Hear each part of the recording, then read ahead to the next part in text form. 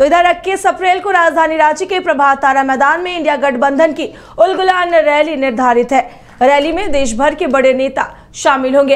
ऐसे में रैली स्थल, एयरपोर्ट, होटल, सर्किट हाउस में सुरक्षा के पुख्ता इंतजाम किए जा रहे हैं।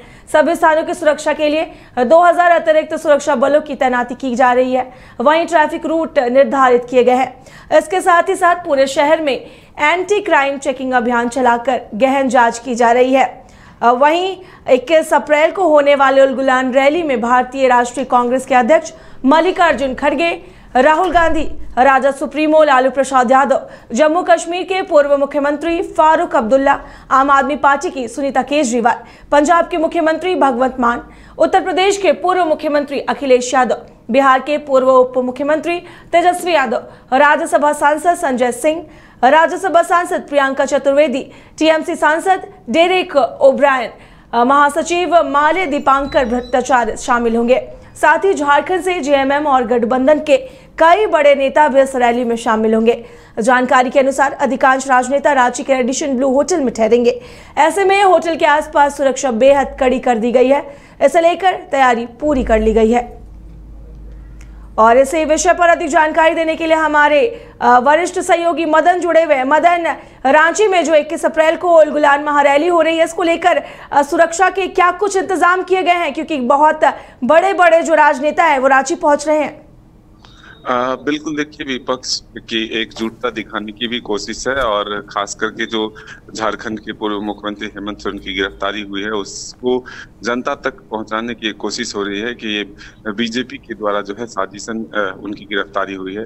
जैसे ही दिल्ली के मुख्यमंत्री अरविंद केजरीवाल की भी गिरफ्तारी हुई, तो ऐसे में अब जो है लोकसभा चुनाव से पहले तमाम विपक्षी दल के नेता जो हैं, जो बड़े चेहरे हैं, वो एक मंच पर आकर के अपनी मजबूती को दिखाने की कोशिश कर रहे हैं और बीजेपी के खिलाफ जो जनता के बीच एक मैसेज है वो पहुंचाने की कोशिश कर रही है कि ईडी, सीबीआई और इनकम टैक्स का किस तरह से बीजेपी जो है दुरुपयोग कर रही है और एक चुनी हुई सरकार को अस्थिर करने की कोशिश कर रही है। तो ऐसे में झारखंड की धरती में भी राजधानी रांची में यह प्रयास किया जा रहा है और इसी रैली का नाम जो है उलगुलान रैली रखा गया है। और 21 अप्रैल को प्रभात तारा मैदान में रांची के जो है यह रैली आयोजित की गई है और यहाँ पर देश के कई राज्यों के मुख्यमंत्री जो कि विपक्षी दल से हैं, ऐसे में वो तमाम लोग और जो विपक्ष के बड़े दल के नेता हैं, चाहे वो लालू यादव हो, तेजस्वी यादव हो, अखिलेश यादव हो और भी कई जो नेता हैं, चाहे वो कश्मीर से हो या फिर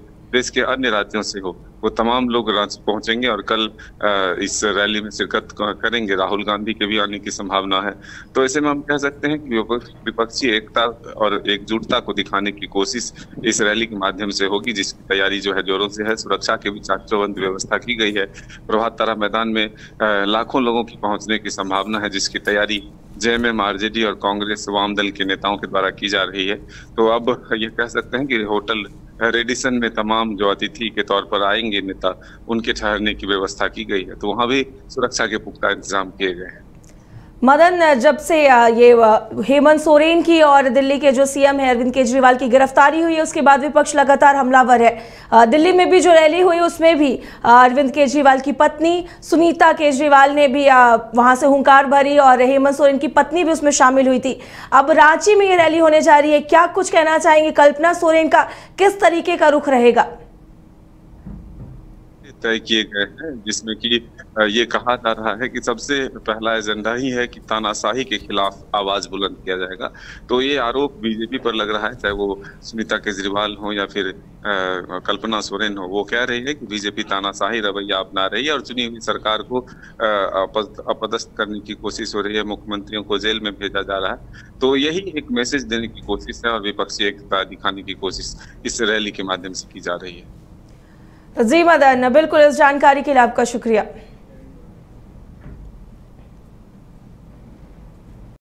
26 वर्षों में 17,000 से अधिक डॉक्टर बना चुका बिहार एवं झारखंड के छात्रों के बीच विश्वसनीय संस्थान गोल